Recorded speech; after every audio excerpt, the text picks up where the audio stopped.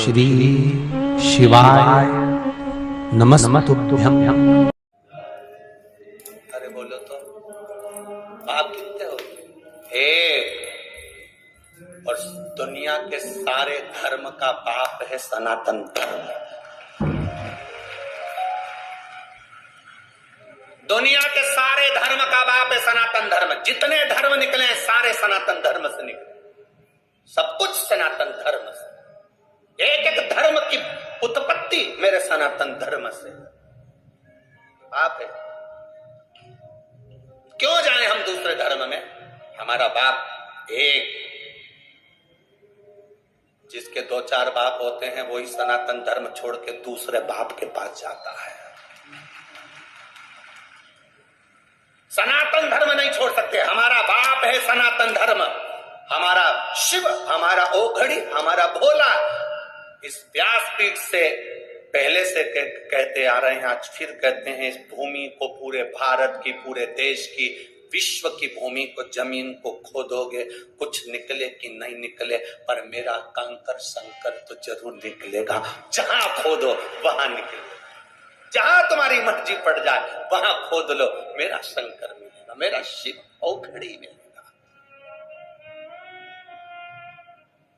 उसके सिवाय कुछ नहीं। तिमोदी से व्यापारी ने कहा, तू अपने दोस्त के लिए इतना नहीं कर सकता? तेरे पिता की सौगंध है। पिता की सौगंध लगी तो उसने फिर शर्त मान ली। नाव की शर्त का दिन आ गया, नाव तैयार हुई। तिमोदी ने नाव तैयार करी, उस व्यापारी ने नाव तैयार करी। नाव चली। उस दिन ऐसी नाव चली कि आंधी तूफान आ गया और तिमोदी की नाव डूब रही। तिमोदी की नाव डूबी, उसकी नाव आगे निकल गई। व्यापारी जीत गया, तिमोदी हार गया। प्रश्न खड़ा हो गया, शंकर जी का भजन करने वाला हार गया। आपको जब दुख आएगा ना तो लोग सबसे पहला यही बात बोलेंगे, तू तो इतनी कथा सुनने वाली, तो तेरे को दुख आ गया। तू इतना पूजन पाठ करने वाली, तेरे को दुख आ गया। तू इतनी शंकर जी के मंदिर जाने वाली, तो दुख आ गया। तू तो सियोर वाला महाराज के बेसा बेसा करने वाली, तो दुख आ गया। तिमोदी भी शंकर की आराधना करता था, नाव डूब गई तिमोदी की। ध्यान रखना, कोई तुमसे कहे तू इतना भजन करने वाली और तुझे दुख आ गया, तो उससे कहना, ये दुख याद रखना मेरा अपना है। आज का भजन, अभी मैं भजन कर रही हूं, इसका तो पुण्य मुझे बाद में मिलेगा। जो मैं पूर्व में कर कर आई हूं वो तो मुझे आज ही भोगना पड़ेगा। पूजन कर कर भी दुख मिल रहा है, कष्ट मिल रहा है, तकलीफ मिल रही है, तो समझ लेना, टेंशन मत लेना, यह पूर्व का कष्ट आज भोग रहे हम, पर आएगा समय अच्छा सुख का अनुभव भी हमको होगा।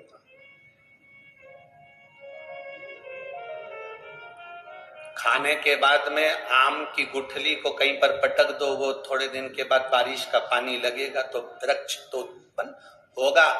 तुम शंकर जी के मंदिर में जल चढ़ा रही हो, बेलपत्र चढ़ा रही हो, तुमने बीज बो दिया, फल तो मिलेगा। चिंता मत करना, थोड़ा समय लग सकता है।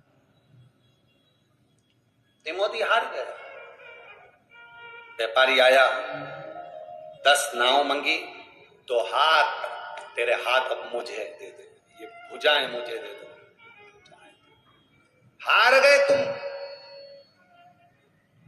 क्योंकि हाथ से तो नाव चलाता है। ईर्षा थी ना अंदर, वो ईर्षा बर्बाद का कारण बनती है। वो ईर्षा ही तो है अंदर। कई लोग हैं जिनके अंदर ईर्षा झलकती रहती 24 घंटे। कैसे? बस 24 घंटे उनके पास ईर्षा झलकती रहेगी, इसके तो ऐसा हो जाएगा, इसका तो एक दिन ऐसा हो जाएगा, ये ज्यादा उछल रहा है, इसके साथ में ऐसा हो जाएगा। 24 घंटे अंदर से ईर्षा झलक रही है, तो वो बार बार बद्दुआ के रूप में निकल रही है। वो भी तो कुछ होगा, वो भी तो साथ होगा। तिमोदी हार गया, 10 नाव दे दी, जो थी उसके पास में टूटी फूटी वो दे दी। हाथ तिमोथी से कहा, व्यापारी ने, अब ये हाथ मेरे हो गए हैं, इन हाथ से तू कोई काम नहीं करेगा, ये हाथ मेरे को दे। और तिमोथी ने वो हाथ दे दिया उस व्यापारी को। अभी तक तो शंकर का शिवलिंग का निर्माण करता था, घर में कोई था नहीं, अकेला था तिमोथी। भोजन अब कौन दे, खाए तो खाए किससे, हाथ तो चले गए। अब तो रोटी के भी लाले हो गए, क्योंकि हाथ से रोटी भी नहीं।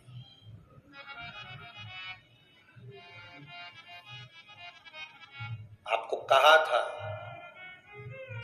शंकर भगवान को आपने जितना समय दिया है, शंकर भगवान उतना समय आपको देते हैं।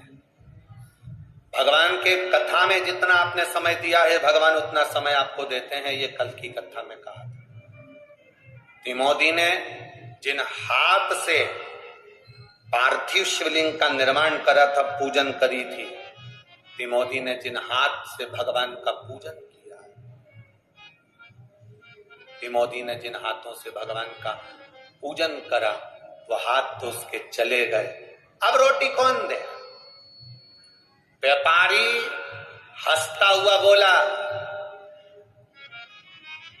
जिन हाथों पर तेरा बल था, वो हाथ अब मेरे हो गए।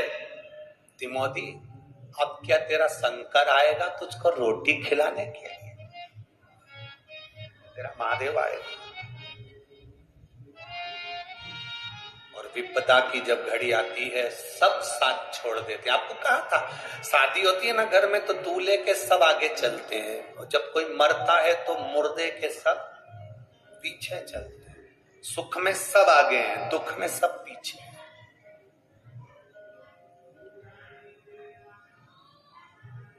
दुख में सब पीछे, सुख में सब आगे। दूल्हे के सब आगे, मरने पर पीछे हो जाते हैं लोग, साथ कोई नहीं देता।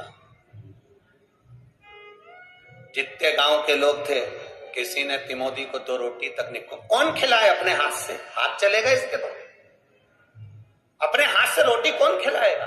कौन दे रोटी? कौन खिलाए? कहा, आएगा तेरा शंकर, आएगा तेरा ओगरदानी, आएगा तेरा शिव भोजन देने के। तिमोथी की आंख से आंसू बह रहे थे।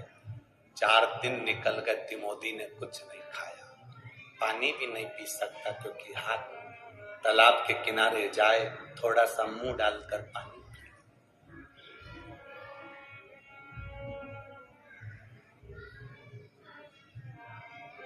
पार्वती जी ने भोलेनाथ जी के लिए भोजन लगाया। शिव जी भोजन करने के लिए जब बैठे, भोजन का स्पर्श मेरे महादेव जी ने करा।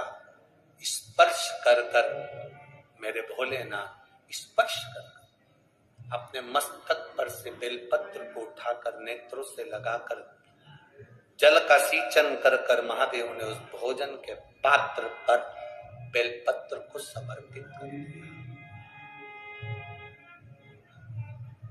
बेलपत्र आज भी हमारे विद्वज्जन, भूदेव, ब्राह्मण जब भगवान शंकर को भोग लगवाते हैं तो एक बेलपत्र भोजन में डाल देते हैं, प्रसाद में डाल देते हैं।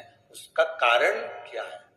मेरे महादेव ने भी भोजन के पात्र में बेलपत्र को उठाकर जल सींचन कर कर उस भोजन में डाल दिया।